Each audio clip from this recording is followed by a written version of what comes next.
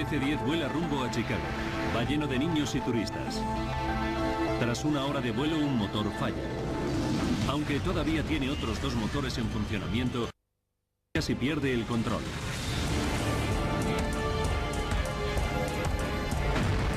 ...285 pasajeros tienen que efectuar un peligroso aterrizaje de emergencia en Sioux City. ¿Por qué el simple fallo de uno de los motores acabó en un accidente? Ahora, mediante avanzadas simulaciones por ordenador, desvelaremos lo que falló exactamente en el vuelo 232. Los desastres no ocurren sin más, son una cadena de sucesos críticos. Aquí desentrañaremos sus claves e iniciaremos la cuenta atrás hacia esos segundos catastróficos.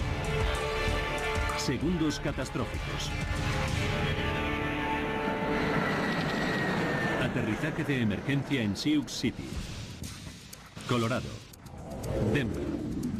Aeropuerto de Stapleton, 19 de julio de 1989. Conocida como la Puerta de las Montañas Rocosas, la ciudad de Denver es el punto de partida de vuelos con destino a todo Estados Unidos. De su aeropuerto despegan cada día más de 1.300 aviones con 75.000 pasajeros. Estamos en plena temporada alta veraniega y Stapleton está lleno de turistas y viajeros de negocios.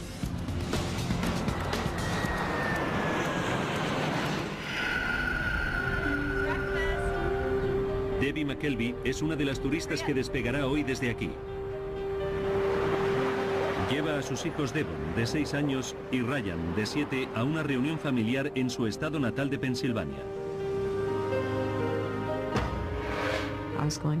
Iba a pasar 2 semanas en mi casa con mis 2 hijos y el viaje me hacía mucha ilusión. Debbie ha aprovechado la promoción del Día del Niño de United Airlines, gracias a la cual los niños menores de 14 años pueden volar pagando solo 1 céntimo. Siempre que vayan acompañados de un adulto de pago. Debbie viaja con su amiga del club de tenis, Ruth Ness, para que acompañe a uno de sus hijos. Ruth me hizo el favor de sentarse con uno de mis hijos y ocuparse de él mientras yo me ocupaba del otro. 1:15 del mediodía. Debbie, Ruth y los niños esperan para embarcar en el vuelo United Airlines 232 con destino a Filadelfia vía Chicago. Al mando del avión se encuentra el capitán Alfred C. Haynes. La tripulación ha informado de un pequeño fallo eléctrico en la bodega durante el vuelo anterior, pero los ingenieros no le han dado importancia. El capitán Haynes es un piloto veterano con 7.190 horas de vuelo a sus espaldas. Los pasajeros están en buenas manos. El DC-10 es un avión magnífico. Dicen que es un avión para viejos porque es muy fácil de pilotar. A finales de los años 80 había más de 400 DC-10 en servicio, pero es un avión con un historial problemático.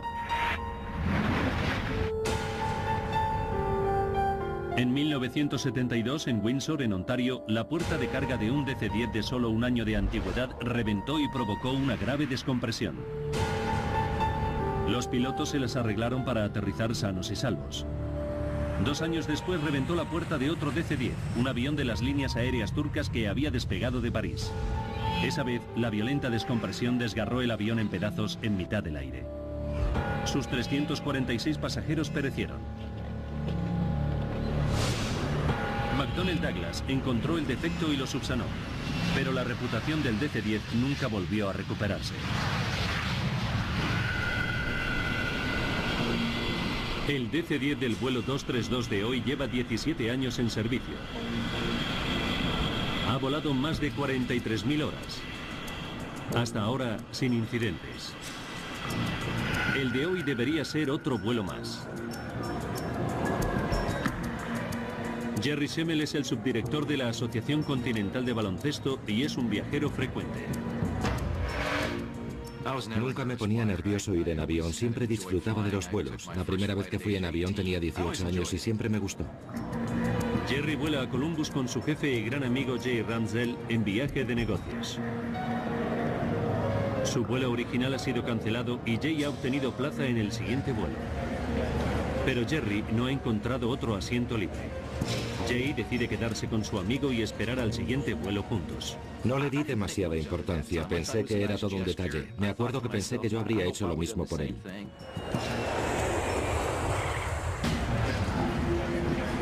Finalmente, tras 6 horas y media de espera, Jay y Jerry consiguen plazas en el vuelo United Airlines 232 a Filadelfia.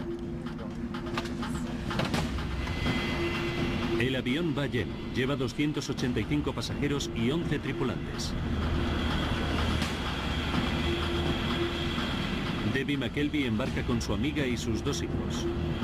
El número de niños a bordo es desacostumbradamente elevado, 52 en total, a causa de la promoción del Día del Niño. La azafata Jan Brown Lord sabe que cuantos más niños haya a bordo, más trabajo tendrán durante el vuelo.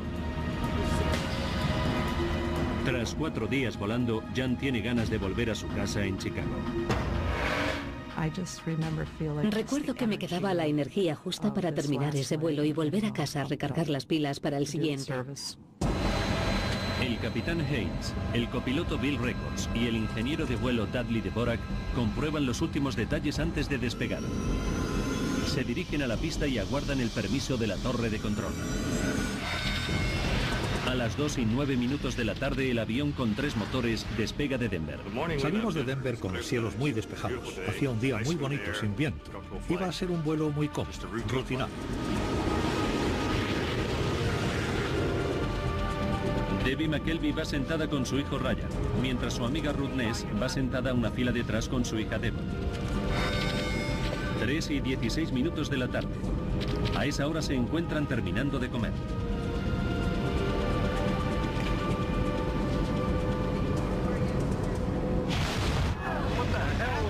De repente, una violenta explosión sacude el avión. Lo primero que pensé fue que había explotado una bomba, que alguien había colocado una bomba, que la habían detonado y que estábamos cayendo. La única forma de explicar lo que se me ocurre es que fue como si condujeras por la autopista y chocases con un bache. Jan Brown Lord teme que se trate de una brecha en el fuselaje. Instintivamente me senté en el suelo y me agarré fuerte, porque sabía que si se producía una descompresión, lo que no estaba sujeto saldría volando. Dentro del avión no existe ninguna señal de daños visibles, pero en la cabina el capitán revisa los instrumentos de vuelo y enseguida descubre que el motor número 2 está averiado. Nunca me había quedado sin un motor en pleno vuelo. Me había ocurrido con un simulador, pero nunca volando. Pero esta vez está pasando de verdad. 3:17 p.m. La prioridad del capitán es apagar el motor problemático. No está demasiado preocupado. El DC-10 puede volar cómodamente con los otros 2 motores que lleva montados en las alas. Haynes inicia el proceso necesario para apagar el motor cortando el suministro de combustible y la transmisión al motor número 2. Una vez apagado el motor, el ingeniero de vuelo Dudley Dvorak descubre otro fallo. Dios, hemos perdido todos los sistemas hidráulicos. Los instrumentos le indican que los 3 sistemas hidráulicos del avión están vacíos. No se lo puede creer. Los sistemas hidráulicos hacen funcionar los alerones, el timón y el elevador del avión. Sin ellos, los pilotos no pueden hacer girar el avión, ni ascender o descender. Pero los instrumentos no engañan. El copiloto Bill Records se queda horrorizado al descubrir que los mandos ya no le responden. El avión comienza a escorarse bruscamente a la derecha y no puede hacer nada para impedirlo. Entonces nos dimos cuenta de la gravedad de la situación y de que la avería era muy importante. El capitán intenta enderezar el avión, pero no consigue que el DC-10 recupere su posición. El avión amenaza con darse la vuelta. Una perspectiva aterradora. No había forma de controlar el avión y hacerlo girar. No teníamos nada con lo que estabilizar el avión. Nada. Es la peor pesadilla de un piloto. El vuelo 232 está a 11.000 metros de altura y fuera de control. El ala izquierda continúa elevándose y si el avión vuelca, será su perdición.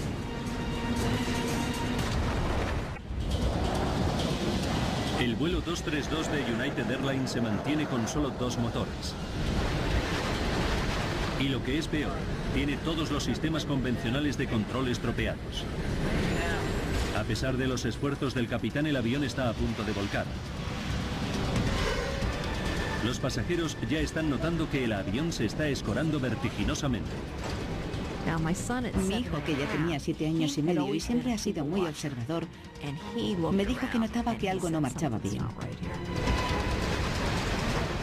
Se notaba como el avión se echaba a un lado. Sentías físicamente la sensación de que el cuerpo se te inclinaba hacia la derecha. Era una sensación muy poco habitual. 3:18 minutos de la tarde. El ala izquierda está tan levantada que el avión vuela totalmente escorado. El piloto sabe que es cuestión de segundos que vuelque y pierda el control. Solo le queda recurrir a un viejo truco.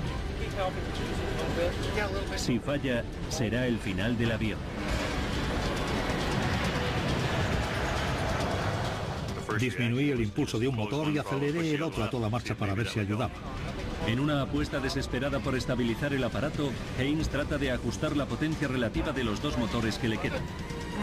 Cuando el motor derecho marcha a más velocidad, el avión se escora a la izquierda y viceversa.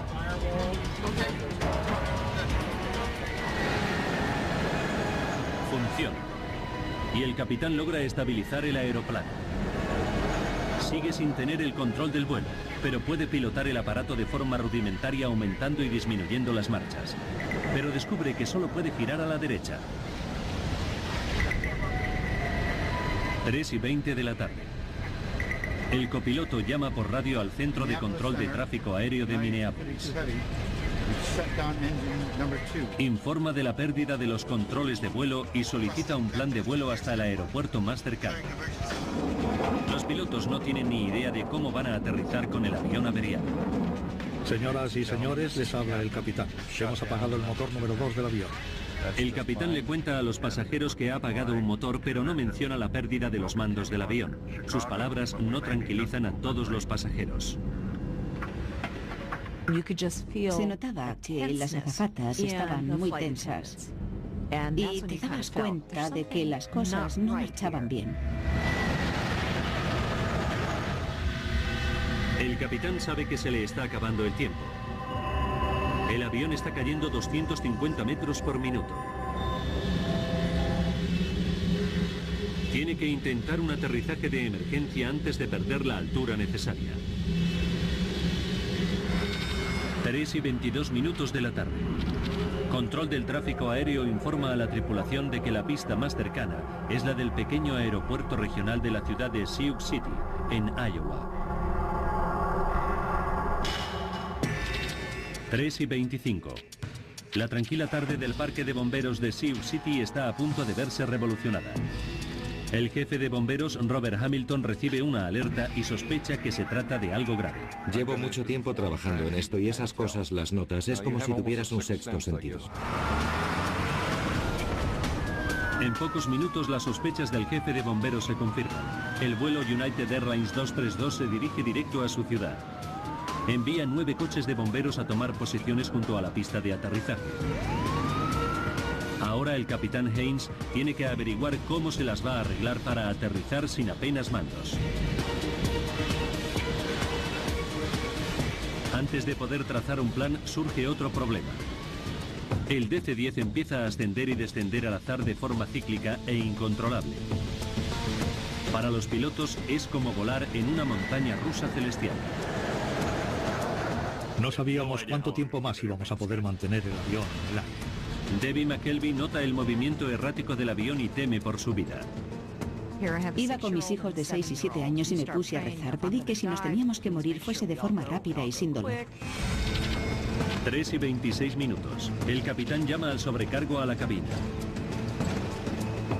Cuando abrí la puerta, noté que el ambiente que se respiraba era el de la peor crisis posible.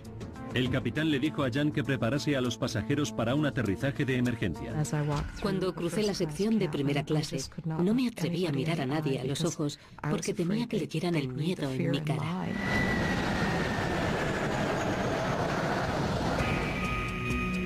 Denny Fitch es un piloto de entrenamiento de DC-10 que vuela de vuelta a casa tras una sesión como instructor. Sabe que algo marcha mal y ofrece su ayuda. 3:29 minutos de la tarde. Lo que Denny descubre en la cabina le deja paralizado. Era una escena asombrosa. Ambos pilotos estaban aferrados con fuerza a los mandos con los tendones de los antebrazos tensos por el esfuerzo y los nudillos blancos de tanto tirar. Como piloto de entrenamiento experto, Denny Fitch está preparado para cualquier emergencia, pero nunca se ha enfrentado a nada semejante. Me quedé de piedra, porque nunca había visto nada igual. De hecho, no existía un procedimiento a seguir en caso de fallo hidráulico. Lo primero que me vino a la cabeza, para serle sincero, es que esa tarde iba a morir. El capitán comunica a los pasajeros que el avión está averiado y tiene que efectuar un aterrizaje de emergencia en Sioux City. 296 personas pueden perder la vida. Aterrizar sin estrellarse pondrá a prueba hasta el límite la habilidad del piloto. Denny se ofrece a ayudar de cualquier forma. Le dije al capitán si quería que le ayudase con las marchas y me dijo que sí. Denny se encarga de las marchas, el único mando que sigue funcionando.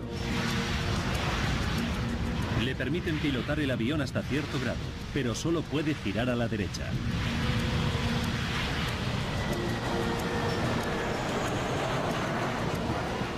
Se convirtió en el cuarto miembro del equipo porque nos ofreció su ayuda y estaba dispuesto a colaborar de cualquier forma. 3 y 48 minutos y el DC-10 todavía se encuentra a 10 minutos de Sioux City y está perdiendo altitud. Llega la hora de enfrentarse a lo inimaginable. En unos minutos, los pilotos tendrán que aterrizar sin mandos con un avión de 165 toneladas. Las vidas de los 285 pasajeros están en sus manos.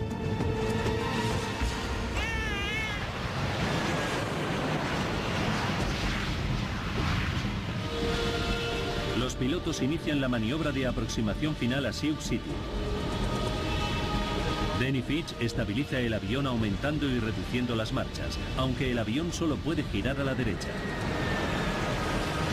El plan consiste en realizar una espiral descendente cuyo giro final esperan que les coloque enfrentados a la pista. Las probabilidades de éxito son escasas.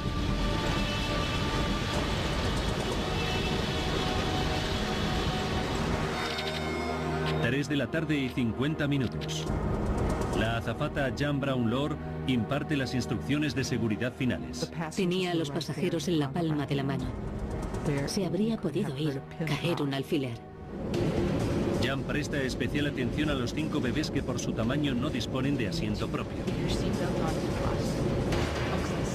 Las instrucciones oficiales no son específicas, pero la norma vigente en ese momento en United Airlines es sujetar a los niños en el suelo durante el aterrizaje de emergencia. Jan se siente muy nerviosa al respecto, pero tiene que ceñirse a la normativa. Todavía se me pone la carne de gallina cuando pienso que tuve que decirle a los padres que pusieran a sus bebés en el suelo y los sujetasen. Cuando los pilotos se acercan a Sioux City, son conscientes de la responsabilidad que tienen entre manos. Dependían de mí 296 vidas, literalmente. Nunca me he sentido tan sobrecogido por una responsabilidad en mi vida. Como no tiene frenos, el DC-10 necesita una pista muy larga. Control de tráfico aéreo les asigna la pista 31, que mide 2.700 metros y es la más larga de Sioux City. 3 de la tarde, 52 minutos. Denny Fitch sitúa el avión en el último círculo de su espiral. Sabe que el avión averiado no podrá recuperar la altitud para intentarlo por segunda vez. Era la única oportunidad. Había que conseguirlo aquí y ahora. Cuando el avión finaliza su último giro, los pilotos contemplan aliviados el aeropuerto de Sioux City, justo frente a ellos. Pero hay un problema. Se trata de la pista equivocada. Teníamos una pista delante y poco tiempo. Era ahora o nunca. La pista 22 es mucho más corta que la 31 y está llena de camiones y ambulancias. Cuando nos dijeron que se había cambiado la pista 31 por la 22, no tuvimos más que un par de minutos como mucho para efectuar los cambios necesarios. 3 de la tarde, 59 minutos. Los coches de bomberos se apartan de la nueva pista donde va a aterrizar el DC-10. Nosotros en ese momento lo único que podíamos hacer era tratar de encontrar la posición ideal para enfilar esa pista de aterrizaje. El capitán ordena a los pasajeros que se inclinen sobre el regazo. En cuanto les pedimos que se agachasen, fue como una brisa soplando sobre un campo de trigo. Todos adoptaron de inmediato esa posición. No paraba de pensar que había llegado el momento final. Le pedí a mi hijo que bajase la ventana porque no queríamos ver cómo se aproximaba nuestro fin.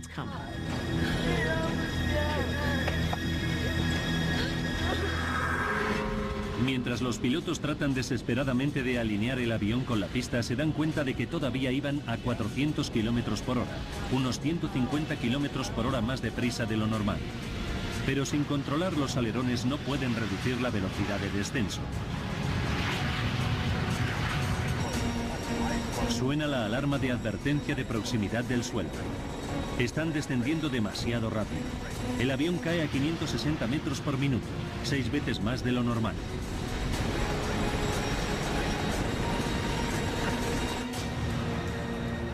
En tierra, los periodistas se apresuran a coger sitio para cubrir la noticia. Son las 4 de la tarde. Y unos segundos antes de aterrizar, el morro y el ala derecha se inclinan hacia abajo. Si aterriza en ese ángulo, el avión se partirá. Impulsamos ambos motores a máxima potencia para ver si podíamos levantar el morro. Danny Fitch lucha desesperadamente por levantar el morro del avión, pero es demasiado tarde y los motores no responden a tiempo. 4 de la tarde y 16 segundos. El avión se estrella contra la pista. Sentí como si nos hubiésemos caído del cielo y chocado con la tierra. No fue un aterrizaje de emergencia, fue un choque. Se oyeron unos chillidos metálicos ensordecedores que nunca había escuchado antes y espero no volver a tener que escuchar en mi vida. El tren de aterrizaje y el ala derecho se fracturan y el combustible se sale y provoca un incendio. Vi que estábamos rodeados por lenguas de fuego. Pensé que sería por el rozamiento contra la pista. Creí que íbamos a morir abrasados vivos. El avión se arrastra por la pista sobre el muñón del ala derecha durante unos 600 metros antes de partirse en pedazos.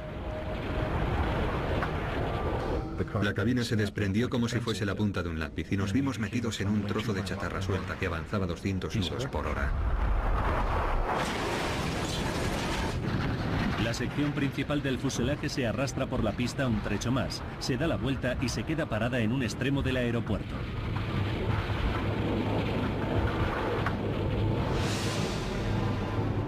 El avión ha quedado dividido en 3 secciones principales: la cabina, la cola y la sección intermedia de pasajeros. Docenas de pasajeros supervivientes huyen del avión en llamas. Los bomberos y las ambulancias se apresuran a socorrerles. Los equipos de rescate se enfrentan a un espectáculo dantesco de muertos y heridos.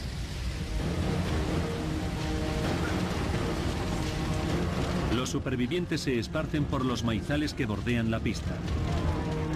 Debbie y su hijo Ryan se encuentran entre ellos.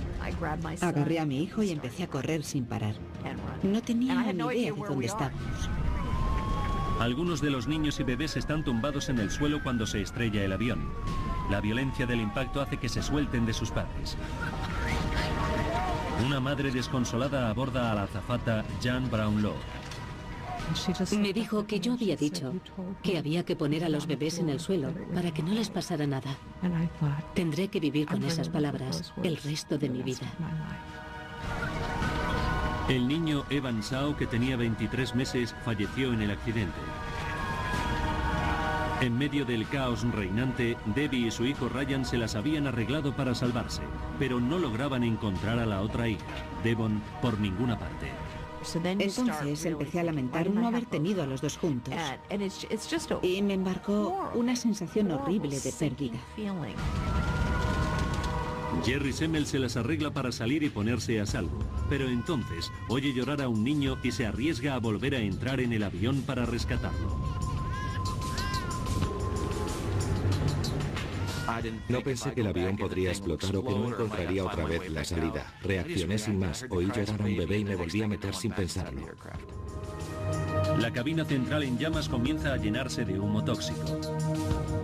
Son gases que pueden matar a la gente en cuestión de minutos. Las madres como Debbie McKelvey temen por el destino de los niños desaparecidos que pueden permanecer aún en el interior del avión. El vuelo 232 se estrella en el aeropuerto de Sioux City y acaba calcinado y en ruinas junto a un extremo de la pista. Los supervivientes huyen lo más lejos posible, pero los gritos de un niño vuelven a atraer al pasajero Jerry Schemmel al interior del avión. Al final llegué a donde se oían los lloros, palpé con la mano y descubrí a una niña en uno de los compartimentos para equipajes. Tiré de su brazo y la saqué de allí. Me puse de pie, busqué el agujero por el que había entrado en dirección a la luz del sol y salí fuera por segunda vez. La acción de Jerry salva la vida a ese bebé, pero Debbie McKelvey continúa desesperada. Teme que su hija y su amiga no hayan sobrevivido al accidente. De repente, aparece entre el humo la cara de Devon, su hija de 6 años.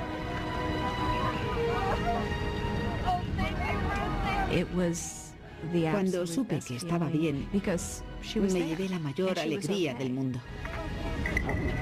Mientras los pasajeros escapan del siniestro, el capitán Hein y la tripulación de vuelo permanecen atrapados en la cabina. El morro del avión se ha enterrado en la tierra blanda junto a la pista. Es el último sitio al que acuden los equipos de rescate. Tienen que usar una carretilla elevadora y equipo para cortar los hierros retorcidos. Tardan 30 minutos en llegar hasta los pilotos. A las 5 de la tarde rescatan a los 4 pilotos gravemente heridos, pero vivos. Recuerdo que me dieron una palmada en el pecho y me dijeron que no había pasado nada, que me habían salvado y que estaba bien. Y me sentí enormemente aliviado. El avión continúa ardiendo durante más de 2 horas.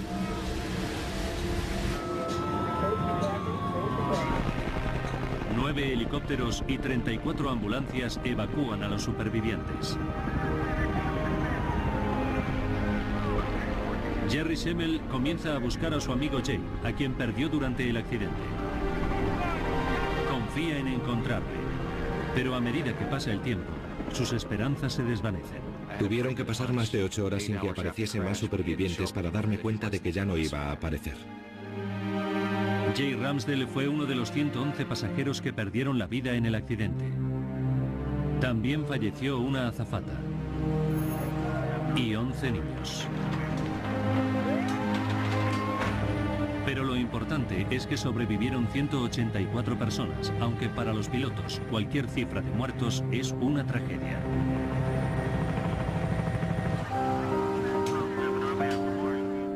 El piloto de entrenamiento Denny Fitch se enterará del número de víctimas cuando su mujer acude a verle al hospital.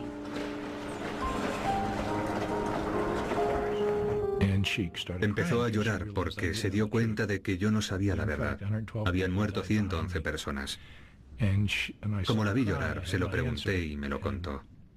Estuve 3 días llorando sin parar. No podía dejar de llorar. Me partió el corazón saber que había dejado a tanta gente detrás. Había estado dispuesto a morir por ellos, no quería que murieran. Haynes y los otros pilotos están decididos a sacar conclusiones positivas del accidente. La tripulación y de hecho toda la industria aeronáutica se han puesto a investigar de inmediato las causas del accidente para que nunca se vuelva a repetir.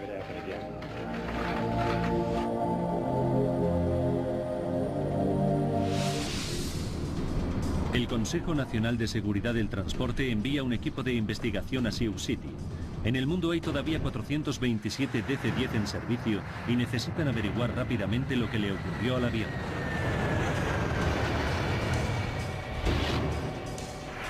Al frente del equipo que analiza la estructura del avión se encuentra Frank Hildrup. Este tipo de investigaciones producen una gran ansiedad y aprensión. Yo en esa época era bastante nuevo, solo llevaba 9 meses trabajando en esa institución. Hildrup y su equipo llegan a Sioux City solo 9 horas después del accidente y se ponen a trabajar de inmediato. La prioridad de los investigadores es recuperar el mayor número de piezas posibles para recomponer el aparato. Es una labor ímproba. Era un siniestro de tal magnitud que pronto supimos que nos esperaba una larga investigación. El impacto ha esparcido los restos del avión a una distancia de un radio de 1 kilómetro. Los servicios de emergencia y la Guardia Nacional movilizan cientos de efectivos. Registran metro a metro la zona que rodea los escombros del avión. Cualquier pieza, por pequeña que sea, puede resultar clave para averiguar la causa del accidente. El investigador Jim Walby lo tiene muy claro. Para entender cómo se destruyó el avión y comprender la interrelación entre las diversas piezas. Por eso resulta muy útil recomponer la estructura. Los investigadores entrevistan a los 4 pilotos para averiguar la causa de la pérdida de control que provocó el accidente. El capitán y los otros pilotos confirman que tras el fallo del motor número 2, se quedaron sin sistemas hidráulicos. El investigador Frank Hildrup se queda muy intrigado.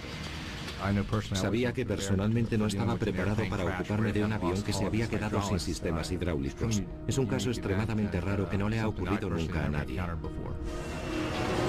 Los sistemas hidráulicos hacen funcionar todos los mandos del DC-10. Los alerones que ayudan a controlar el descenso. Los elevadores que inclinan el avión hacia arriba y hacia abajo. El timón que lo dirige y los alerones que lo escoran hacia los lados.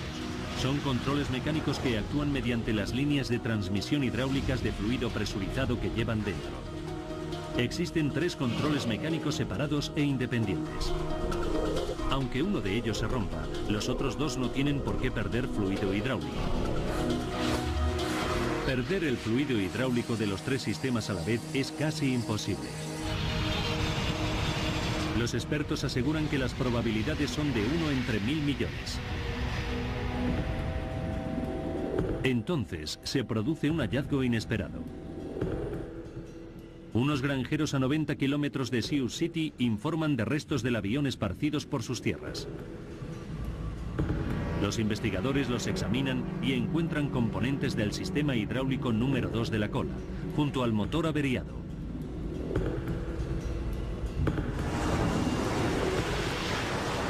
Mediante la trayectoria de la nave, el equipo calcula exactamente cuándo se desprendieron del avión.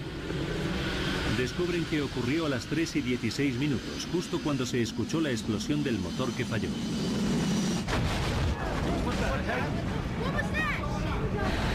Todo apunta a que un suceso catastrófico dentro del motor acabó dañando también los sistemas hidráulicos.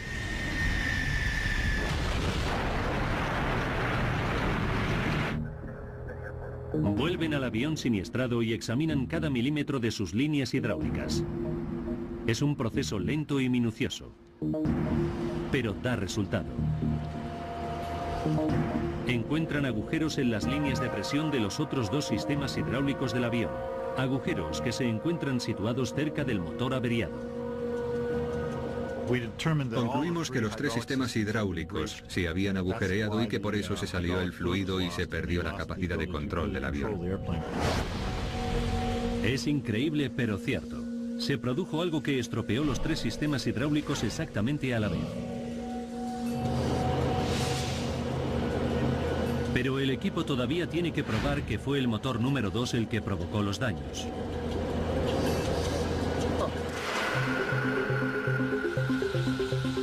Inspeccionan las perforaciones con un escáner microscópico y encuentran rastros diminutos de titanio. El titanio se emplea para fabricar piezas aeronáuticas clave porque es muy duro y muy ligero. En el DC-10, el único titanio que existe cerca de la cola es el del interior del motor número 2. Y cuando los investigadores reconstruyen dicho motor, encuentran una nueva pista que confirma su teoría.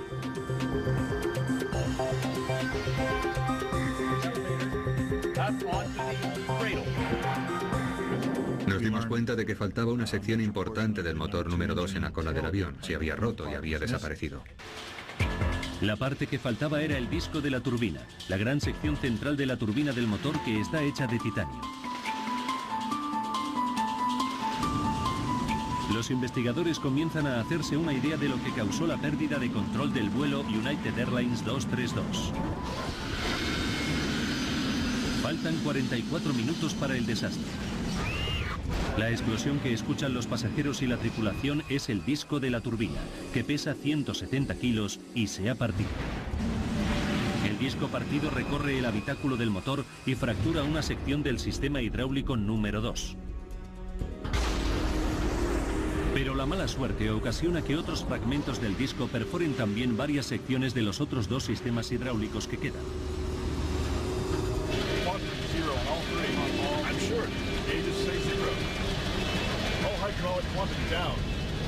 Faltan 42 minutos. El avión pierde todos los controles de vuelo. La sección de cola está tan dañada que el avión solo puede girar a la derecha y sin elevadores los pilotos no pueden mantener el avión estabilizado.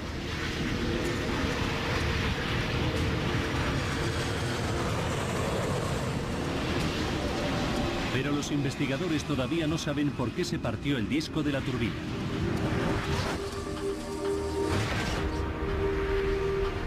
Hasta que lo descubren, hay otros 400 DC-10 con el mismo defecto oculto surcando los cielos.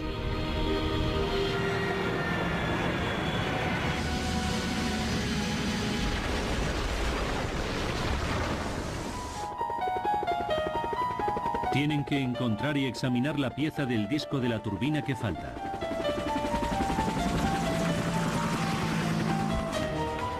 El equipo de investigación calcula la trayectoria que siguieron los restos del disco de la turbina para descubrir dónde pudieron haber caído.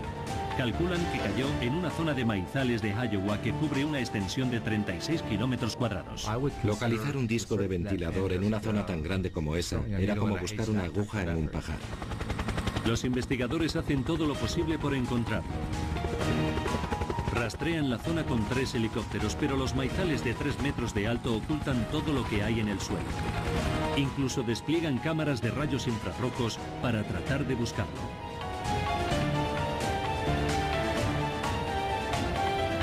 Pero pasan las semanas sin que se encuentre nada. General Electric, la empresa fabricante del motor, ofrece una recompensa a quien encuentre el disco de la turbina desaparecido.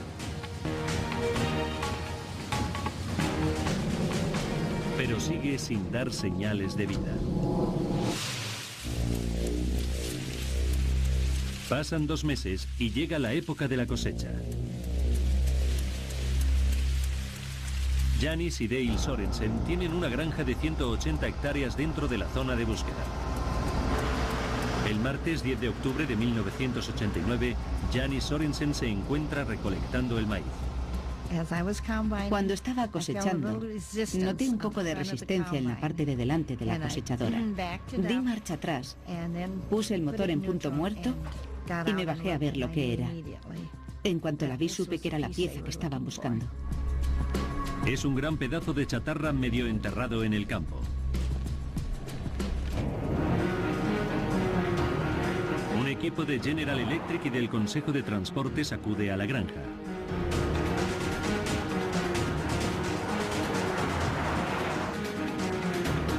Dale y Janis les ayudan a desenterrar la pieza. Estas son imágenes del vídeo casero que rodaron los propios Sorensen sobre su hallazgo.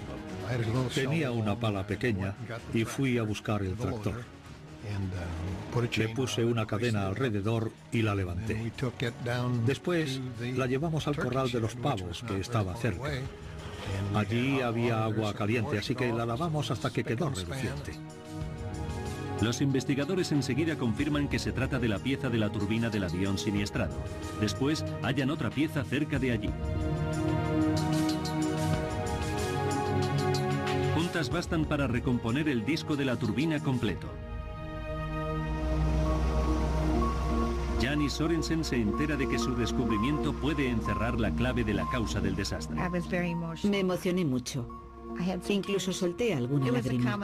Fue una mezcla de ilusión por el hallazgo y de lástima por la gente que había muerto. Janis y su marido recogen la recompensa de 100.000 euros que ofrecía General Electric y luego la donan a la caridad.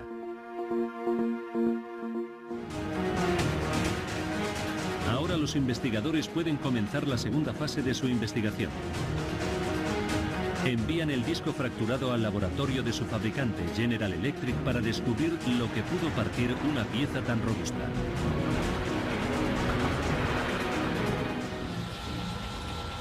Gene Wildey, experto en metalurgia, examina el disco de la turbina comenzando por la línea de fractura principal por donde se partió. Encuentra una grieta de 13 milímetros de largo causada por el desgaste. Es raro que el metal de un disco de la turbina se desgaste. Sus componentes están específicamente diseñados para resistir las potentes fuerzas rotatorias de dentro del motor. Entonces, observa una diminuta cavidad en la base de la grieta. Tenía un diámetro máximo 20.000 veces menor que 1 centímetro. Cuando examina más a fondo la cavidad, descubre que el metal que la rodea parece descolorido. Toma una muestra del área sospechosa para efectuar algunas pruebas. Lo que descubre asombra al equipo de investigación y conmociona a la industria aeronáutica mundial.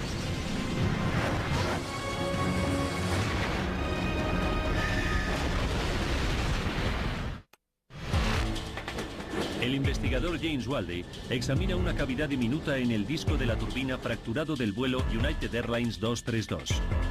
Lo que descubre le deja asombrado. La aleación de titanio que le rodea tiene una impureza, denominada inclusión alfa, un pequeño defecto más pequeño que una uña. El análisis revela que se produjo por un exceso de nitrógeno cuando se forjó. El disco de la turbina estaba hecho con titanio que contenía una impureza fatal. Es la pieza final del rompecabezas. Ahora el equipo de investigación puede reconstruir la cadena de hechos que obligó a los pasajeros del vuelo United Airlines 232 a vivir unos segundos catastróficos.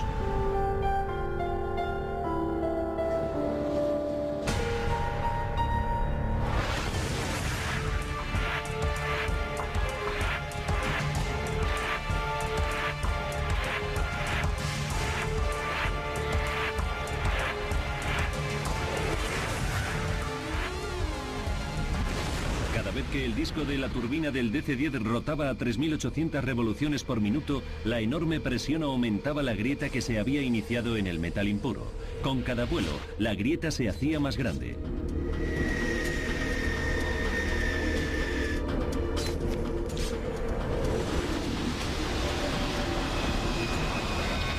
Faltan 44 minutos para el desastre. 19 de julio de 1989. El disco de la turbina lleva en servicio 17 años y 15.503 vuelos. La grieta alcanza los 13 milímetros de largo. El disco de la turbina defectuoso ya no puede soportar más la presión de la rotación y se parte en dos. Los daños provocan que el DC-10 sea prácticamente incontrolable. Durante los 40 minutos siguientes, los pilotos luchan por mantener el avión en el aire.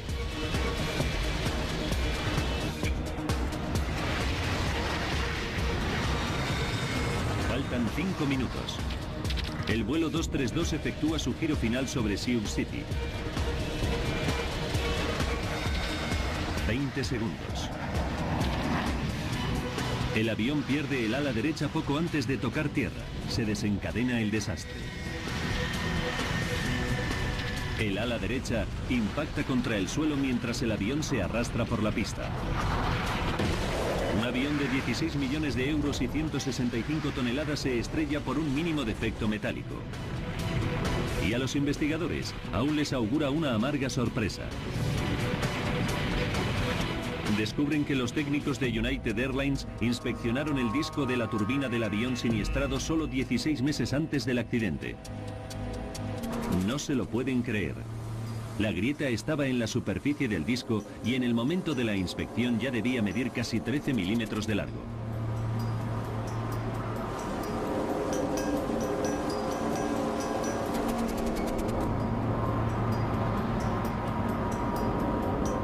El disco había sido inspeccionado antes del accidente. Se tenía que haber detectado la grieta entonces porque tenía un tamaño considerable, pero no se detectó. El informe del Consejo de Transportes determinó que la grieta no se detectó debido a un error humano. El informe declaraba que United Airlines había seguido la normativa en materia de inspección y cumplía con todas las regulaciones del sector. Y citaba el factor humano como un problema de la inspección de motores extensible a toda la industria aeronáutica. A consecuencia del desastre de Sioux City, la Autoridad Federal de Aviación mejoró los procedimientos de inspección de motores. También exigió que se realizaran cambios en los sistemas hidráulicos del DC-10. Se obligó a las líneas aéreas a añadir válvulas de cierre para limitar la cantidad de fluidos que se podían perder a causa de una rotura.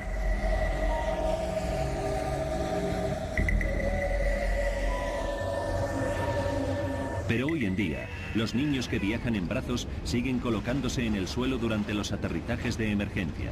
Desde el accidente, Jan Brown Lord ha hecho campaña para que todos los niños tengan asientos asignados y cinturones de seguridad. Nunca ha olvidado al niño Evan Shaw, que perdió la vida delante de sus ojos.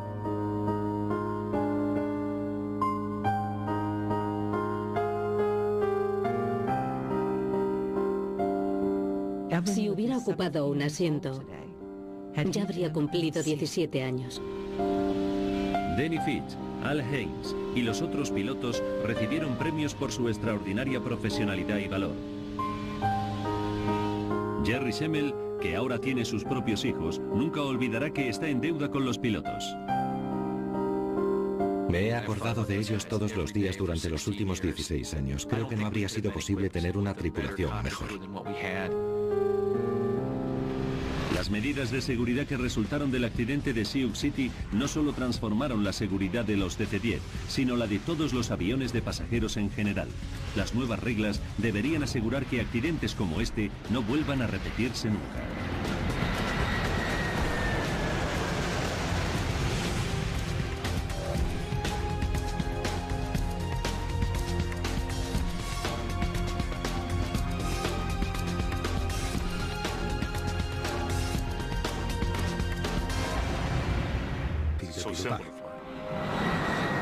A finales de los años 80 había más de 400 DC-10 en servicio, pero es un avión con un historial problemático.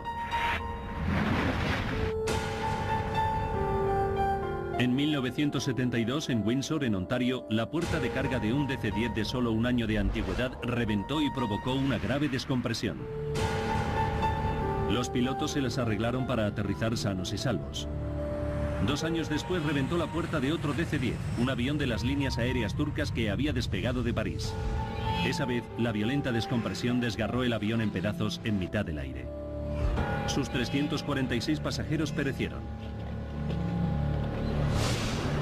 McDonnell Douglas encontró el defecto y lo subsanó, pero la reputación del DC-10 nunca volvió a recuperarse. El DC-10 del vuelo 232 de hoy lleva 17 años en servicio. Ha volado más de 43.000 horas. Hasta ahora, sin incidentes.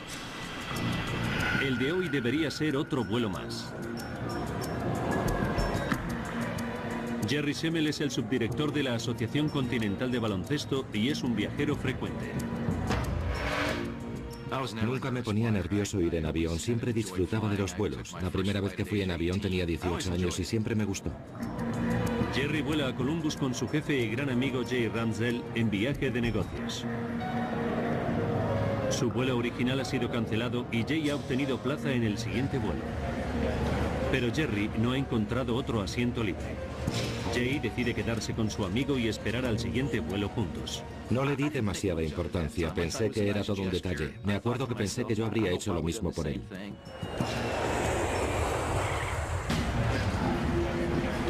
Finalmente, tras 6 horas y media de espera, Jay y Jerry consiguen plazas en el vuelo United Airlines 232 a Filadelfia. El avión va lleno, lleva 285 pasajeros y 11 tripulantes. Debbie McKelvey embarca con su amiga y sus 2 hijos. El número de niños a bordo es desacostumbradamente elevado, 52 en total, a causa de la promoción del Día del Niño. La azafata Jan Brown Lord sabe que cuantos más niños haya a bordo, más trabajo tendrán durante el vuelo. Tras 4 días volando, Jan tiene ganas de volver a su casa en Chicago. Recuerdo que me quedaba la energía justa para terminar ese vuelo y volver a casa a recargar las pilas para el siguiente.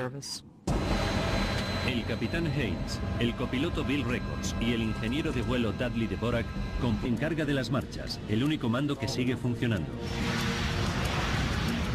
Le permiten pilotar el avión hasta cierto grado, pero solo puede girar a la derecha.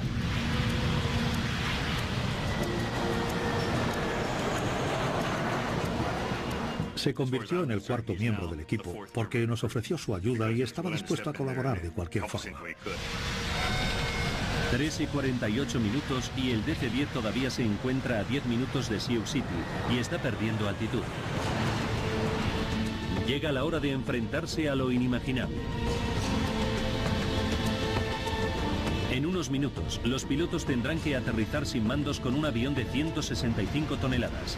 Las vidas de los 285 pasajeros están en sus manos.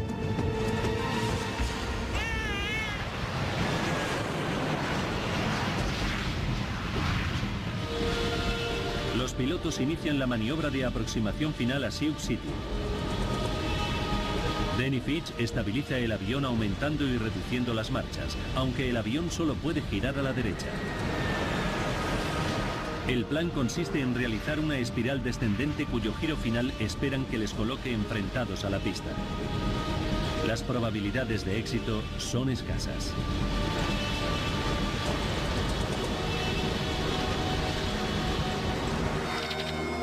Tres de la tarde y 50 minutos. La azafata Jan Brownlow imparte las instrucciones de seguridad finales. Tenía a los pasajeros en la palma de la mano. Se habría podido caer un alfiler. Jan presta especial atención a los 5 bebés que por su tamaño no disponen de asiento propio. Las instrucciones oficiales no son específicas, pero la norma vigente en ese momento en United Airlines es sujetar a los niños en el suelo durante el aterrizaje de emergencia. Jan se siente muy nerviosa al respecto, pero tiene que ceñirse a la normativa. Todavía se me pone la carne de gallina cuando pienso que tuve que decirle a los padres que pusieran a sus bebés en el suelo y los sujetasen. Cuando los pilotos se acercan a Sioux City, son conscientes de la responsabilidad que tienen entre manos. Dependían de mí 296 vidas, literalmente. Nunca me he sentido tan sobrecogido por una responsabilidad en mi vida. Como no tiene frenos, el DC-10 necesita una pista muy larga. Control de tráfico aéreo les asigna la pista 31, que mide 2.700 metros y es la más larga de Sioux City. 3 de la tarde. Una gran ansiedad y aprensión. Yo en esa época era bastante nuevo, solo llevaba 9 meses trabajando en esa institución. Hildrup y su equipo llegan a Sioux City solo 9 horas después del accidente y se ponen a trabajar de inmediato. La prioridad de los investigadores es recuperar el mayor número de piezas posibles para recomponer el aparato. Es una labor ímproba. Era un siniestro de tal magnitud que pronto supimos que nos esperaba una larga investigación. El impacto ha esparcido los restos del avión a una distancia de un radio de 1 kilómetro. Los servicios de emergencia y la Guardia Nacional movilizan cientos de efectivos. Registran metro a metro la zona que rodea los escombros del avión. Cualquier pieza, por pequeña que sea, puede resultar clave para averiguar la causa del accidente. El investigador Jim Walby lo tiene muy claro. Para entender cómo se destruyó el avión y comprender la interrelación entre las diversas piezas. Por eso resulta muy útil recomponer la estructura. Los investigadores entrevistan a los 4 pilotos para averiguar la causa de la pérdida de control que provocó el accidente. El capitán y los otros pilotos confirman que tras el fallo del motor número 2, se quedaron sin sistemas hidráulicos. El investigador Frank Hildrup se queda muy intrigado. Sabía que personalmente no estaba preparado para ocuparme de un avión que se había quedado sin sistemas hidráulicos. Es un caso extremadamente raro que no le ha ocurrido nunca a nadie. sistemas hidráulicos hacen funcionar todos los mandos del DC-10. Los alerones que ayudan a controlar el descenso. Los elevadores que inclinan el avión hacia arriba y hacia abajo. El timón que lo dirige y los alerones que lo escoran hacia los lados. Son controles mecánicos que actúan mediante las líneas de transmisión hidráulicas de fluido presurizado que llevan dentro. Existen 3 controles mecánicos separados e independientes. Aunque uno de ellos se rompa, los otros 2 no tienen por qué perder fluido hidráulico. Perder el fluido hidráulico de los 3 sistemas a la vez es casi imposible. Los expertos aseguran que las probabilidades son de 1 entre 1000 millones. Entonces se produce un hallazgo inesperado.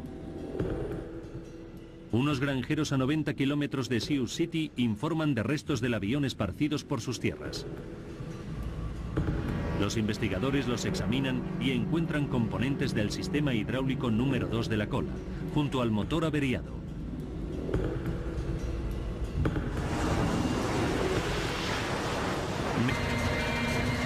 ...4 de la tarde y 16 segundos... el avión se estrella contra la pista.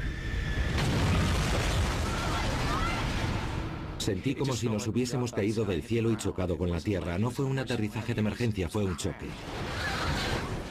Se oyeron unos chillidos metálicos ensordecedores que nunca había escuchado antes, y espero no volver a tener que escuchar en mi vida. El tren de aterrizaje y el ala derecho se fracturan y el combustible se sale y provoca un incendio. Vi que estábamos rodeados por lenguas de fuego. Pensé que sería por el rozamiento contra la pista. Creí que íbamos a morir abrasados vivos. El avión se arrastra por la pista sobre el muñón del ala derecha durante unos 600 metros antes de partirse en pedazos. La cabina se desprendió como si fuese la punta de un lápiz y nos vimos metidos en un trozo de chatarra suelta que avanzaba a 200 nudos por hora. La sección principal del fuselaje se arrastra por la pista un trecho más, se da la vuelta y se queda parada en un extremo del aeropuerto.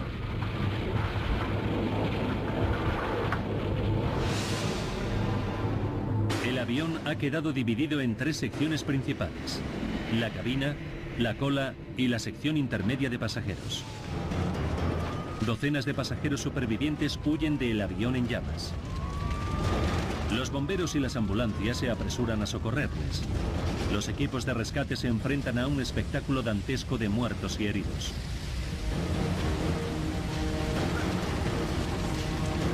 Los supervivientes se esparcen por los maizales que bordean la pista.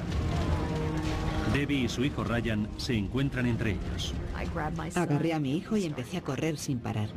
No tenía ni idea de dónde estábamos. Algunos de los niños y bebés están tumbados en el suelo cuando se estrella el avión. La violencia del impacto hace que se suelten de sus padres. Una madre desconsolada aborda a la azafata Jan Brownlow. Me dijo que yo había dicho que había que poner a los bebés en el suelo para que no les pasara nada. Tendré que vivir con esas palabras el resto de mi vida. El niño Evan Sao, que tenía 23 meses, falleció en el accidente. En medio del caos reinante, Debbie y su hijo Ryan se las habían arreglado para salvarse, pero no lograban encontrar a la otra hija, Devon, por ninguna parte. Entonces empecé a lamentar no haber tenido a los dos juntos. Y me embarcó una sensación horrible de pérdida. Jerry Semmel se las arregla para salir y ponerse a salvo, pero entonces oye llorar a un niño y se arriesga. Una vez apagado el motor, el ingeniero de vuelo Dudley Dvorak descubre otro fallo.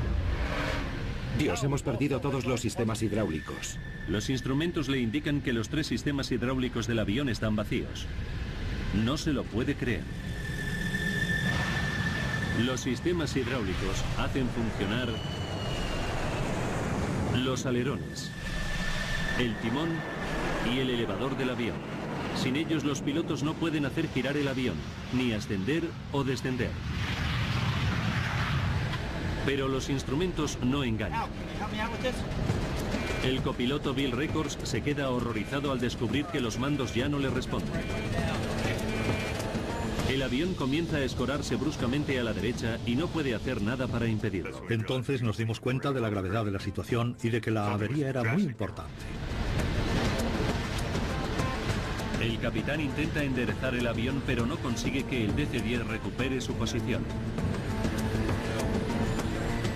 El avión amenaza con darse la vuelta. Una perspectiva aterradora. No había forma de controlar el avión y hacerlo girar. No teníamos nada con lo que estabilizar el avión. Nada.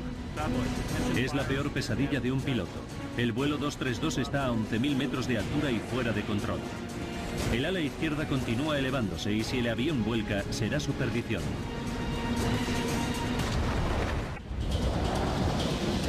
El vuelo 232 de United Airlines se mantiene con solo 2 motores. Y lo que es peor, tiene todos los sistemas convencionales de control estropeados. A pesar de los esfuerzos del capitán, el avión está a punto de volcar. Los pasajeros ya están notando que el avión se está escorando vertiginosamente. Mi hijo, que ya tenía 7 años y medio y siempre ha sido muy observador, me dijo que notaba que algo no marchaba bien. Se notaba como el avión se echaba a un lado. Sentías físicamente la sensación de que el cuerpo se te inclinaba hacia la derecha. Era una sensación muy poco habitual. 3:18 minutos de la tarde. El ala izquierda está tan levantada que el avión vuela totalmente escorado. El piloto sabe que es cuestión de segundos que vuelque y pierda el control. Solo le queda recurrir a un viejo truco. Si falla, será el final del avión. Disminuí el impulso de un motor y aceleré el otro a toda marcha para ver si ayudaba. En una apuesta desesperada por estabilizar el aparato, Haynes trata de ajustar la potencia relativa de los 2 motores que le quedan. Cuando el motor derecho marcha a más velocidad, el avión se escora a la izquierda y viceversa. Debbie McKelvey va sentada con su hijo Ryan, mientras su amiga Ruth Ness va sentada a una fila detrás con su hija Devon. 3:16 minutos de la tarde. A esa hora se encuentran terminando de comer.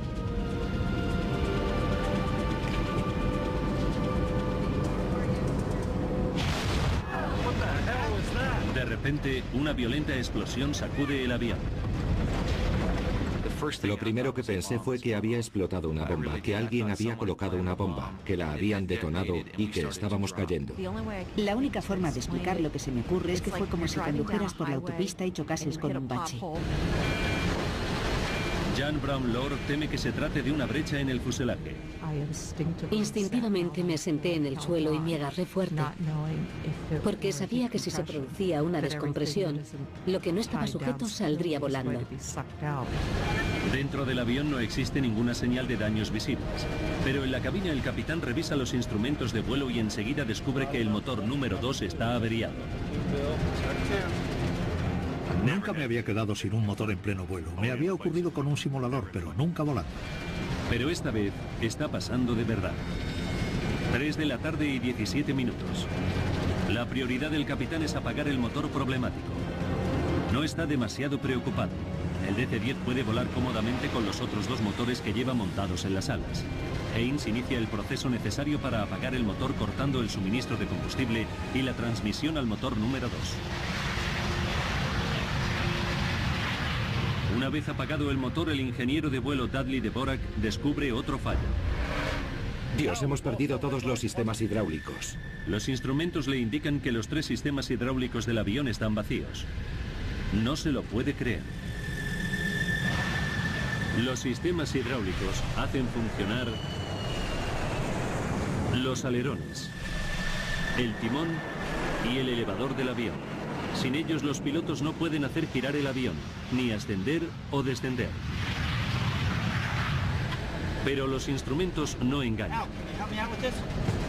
El copiloto Bill Records se queda horrorizado al descubrir que los mandos ya no le responden. El avión comienza a escorarse bruscamente a la derecha y no puede hacer nada para impedirlo. Entonces nos dimos cuenta de la gravedad de la situación y de que la avería era muy importante. El capitán intenta enderezar el avión, pero no consigue que el DC-10 recupere su posición. El avión amenaza con darse la vuelta. Una perspectiva aterradora. No había forma de controlar el avión y hacerlo girar. No teníamos nada con lo que estabilizar el avión. Los equipos de rescate se enfrentan a un espectáculo dantesco de muertos y heridos.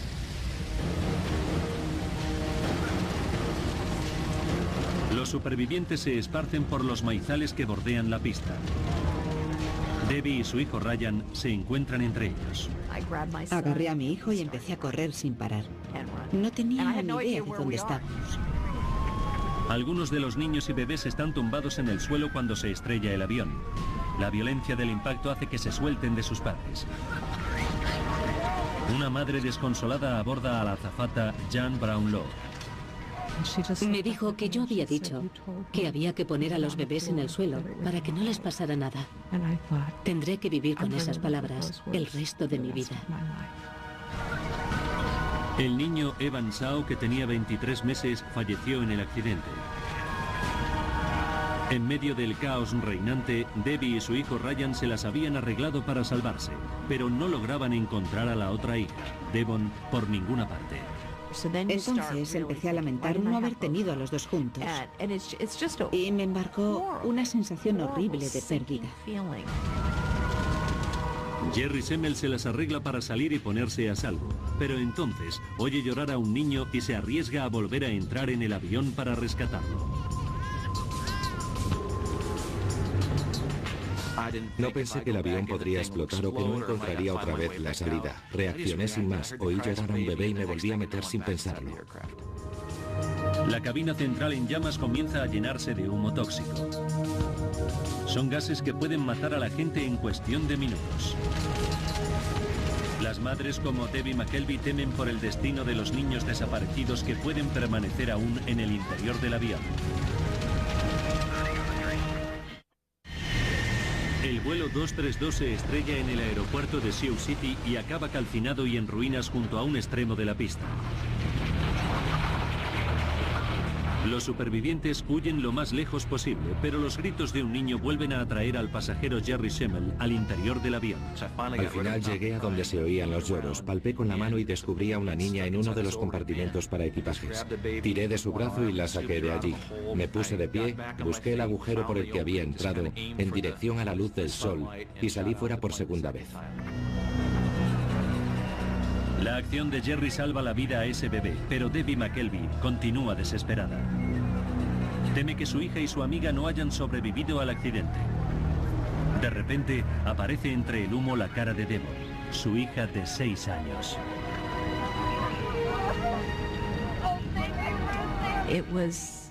Cuando supe que estaba bien, me llevé la mayor alegría del mundo. DC-10 con el mismo defecto oculto surcando los cielos.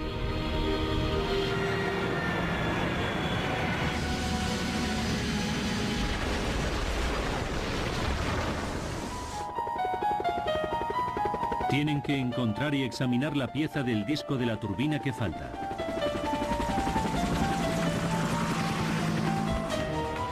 El equipo de investigación calcula la trayectoria que siguieron los restos del disco de la turbina para descubrir dónde pudieron haber caído. Calculan que cayó en una zona de maizales de Iowa que cubre una extensión de 36 kilómetros cuadrados. Localizar un disco de ventilador en una zona tan grande como esa era como buscar una aguja en un pajar. Los investigadores hacen todo lo posible por encontrarlo. Rastrean la zona con 3 helicópteros, pero los maizales de 3 metros de alto ocultan todo lo que hay en el suelo. Incluso despliegan cámaras de rayos infrarrojos para tratar de buscarlo.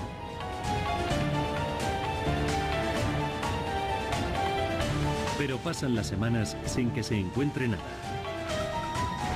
General Electric, la empresa fabricante del motor, ofrece una recompensa a quien encuentre el disco de la turbina desaparecido.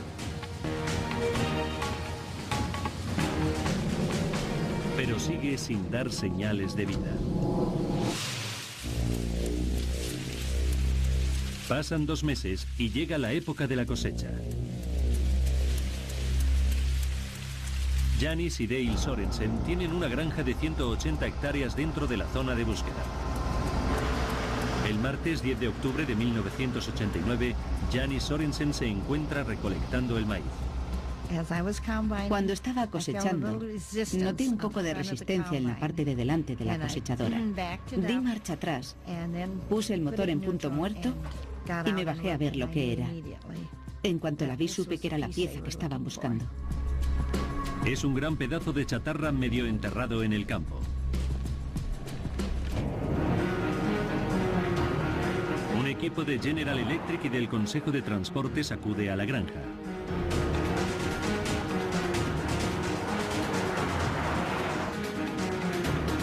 Dale y Janice les ayudan a desenterrar la pieza. Estas son imágenes del vídeo casero que rodaron los propios Sorensen sobre su hallazgo. Tenía una pala pequeña y fui a buscar el tractor. Le puse una cadena alrededor y la levanté. Después la llevamos al corral de los pavos, que estaba cerca. Allí había agua caliente, así que la lavamos hasta que quedó reluciente. Los investigadores enseguida confirman que se trata de la pieza de la turbina del avión siniestrado. Después hallan otra pieza cerca de allí.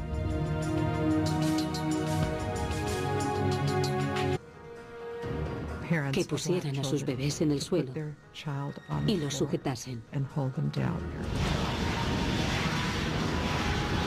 Cuando los pilotos se acercan a Sioux City, son conscientes de la responsabilidad que tienen entre manos. Dependían de mí 296 vidas, literalmente. Nunca me he sentido tan sobrecogido por una responsabilidad en mi vida. Como no tiene frenos, el DC-10 necesita una pista muy larga. Control de Tráfico Aéreo les asigna la pista 31, que mide 2.700 metros y es la más larga de Sioux City. 3 de la tarde, 52 minutos. Denny Fitch sitúa el avión en el último círculo de su espiral. Sabe que el avión averiado no podrá recuperar la altitud para intentarlo por segunda vez. Era la única oportunidad. Había que conseguirlo aquí y ahora. Cuando el avión finaliza su último giro, los pilotos contemplan aliviados el aeropuerto de Sioux City, justo frente a ellos. Pero hay un problema. Se trata de la pista equivocada. Teníamos una pista delante y poco tiempo. Era ahora o nunca. La pista 22 es mucho más corta que la 31 y está llena de camiones y ambulancias.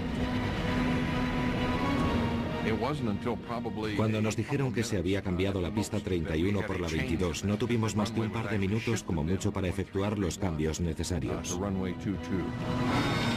3 de la tarde, 59 minutos. Los coches de bomberos se apartan de la nueva pista donde va a aterrizar el DC-10. Nosotros en ese momento lo único que podíamos hacer era tratar de encontrar la posición ideal para enfilar esa pista de aterrizaje. El capitán ordena a los pasajeros que se inclinen sobre el regazo. En cuanto les pedimos que se agachasen, fue como una brisa soplando sobre un campo de trigo. Todos adoptaron de inmediato esa posición. No paraba de pensar que había llegado el momento final. Le pedí a mi hijo que bajase la ventana porque no queríamos ver cómo se aproximaba nuestro fin.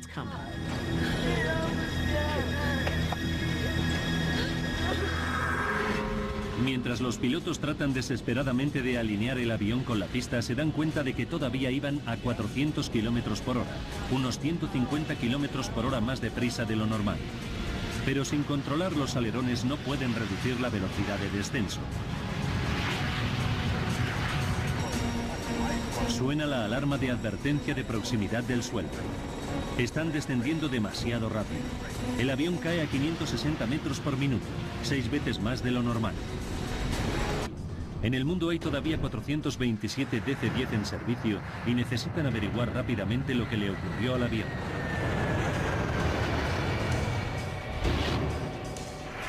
Al frente del equipo que analiza la estructura del avión se encuentra Frank Hildrup. Este tipo de investigaciones producen una gran ansiedad y aprensión.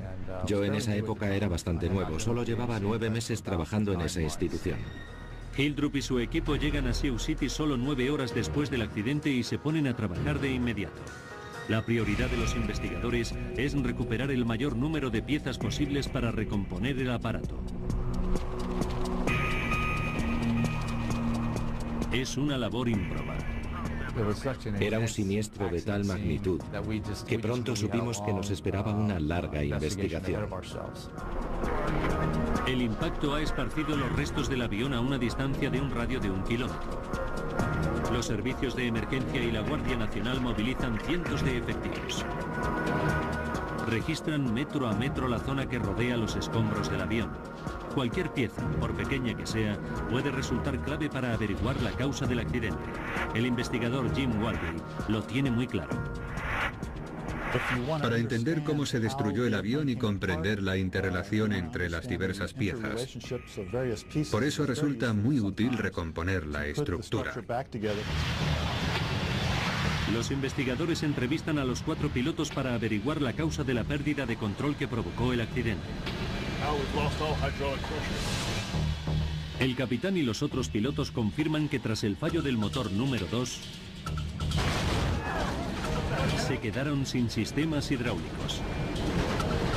El investigador Frank Hildrup se queda muy intrigado. Sabía que personalmente no estaba preparado para ocuparme de un avión que se había quedado sin sistemas hidráulicos. Es un caso extremadamente raro que no le ha ocurrido nunca a nadie. Los sistemas hidráulicos hacen funcionar todos los mandos del DC-10. Los alerones que ayudan a controlar el descenso. Los elevadores que inclinan el avión hacia arriba y hacia abajo. El timón que lo dirige y los alerones que lo escoran hacia los lados. Son controles mecánicos que actúan mediante las líneas de transmisión hidráulicas de fluido presurizado que llevan dentro. Existen 3 controles mecánicos separados e independientes. Aunque uno de ellos se rompa, los otros 2 no tienen por qué perder fluido hidráulico. Perder el fluido hidráulico de los 3 sistemas a la vez es casi imposible. Los expertos aseguran que las probabilidades son de 1 entre 1000 millones. Entonces se produce un hallazgo inesperado. Unos granjeros a 90 kilómetros...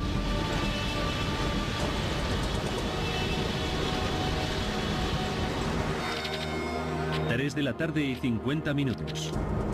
La azafata Jan Brownlow imparte las instrucciones de seguridad finales. Tenía a los pasajeros en la palma de la mano.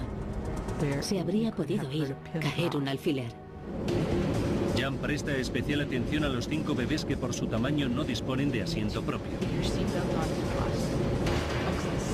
Las instrucciones oficiales no son específicas, pero la norma vigente en ese momento en United Airlines es sujetar a los niños en el suelo durante el aterrizaje de emergencia. Jan se siente muy nerviosa al respecto, pero tiene que ceñirse a la normativa. Todavía se me pone la carne de gallina cuando pienso que tuve que decirle a los padres que pusieran a sus bebés en el suelo y los sujetasen. Cuando los pilotos se acercan a Sioux City, son conscientes de la responsabilidad que tienen entre manos. Dependían de mí 296 vidas, literalmente. Nunca me he sentido tan sobrecogido por una responsabilidad en mi vida. Como no tiene frenos, el DC-10 necesita una pista muy larga. Control de tráfico aéreo les asigna la pista 31, que mide 2.700 metros y es la más larga de Sioux City. 3 de la tarde, 52 minutos. Denny Fitch sitúa el avión en el último círculo de su espiral. Sabe que el avión averiado no podrá recuperar la altitud para intentarlo por segunda vez. Era la única oportunidad. Había que conseguirlo aquí y ahora. Cuando el avión finaliza su último giro, los pilotos contemplan aliviados el aeropuerto de Sioux City, justo frente a ellos. Pero hay un problema. Se trata de la pista equivocada. Teníamos una pista delante y poco tiempo. Era ahora o nunca. La pista 22 es mucho más corta que la 31 y está llena de camiones y ambulancias. Cuando nos dijeron que se había cambiado la pista 31 por la 22, no tuvimos más que un par de minutos como mucho para efectuar los cambios necesarios. 3 de la tarde, 59 minutos. Los coches de bomberos se apartan de la nueva pista donde va a aterrizar el DC-10. Nosotros en ese momento lo único que podíamos hacer era tratar de encontrar la posición ideal para enfilar esa pista de aterrizaje. El capitán ordena a los pasajeros que se inclinen sobre el regazo. En cuanto les pedimos que se agachasen,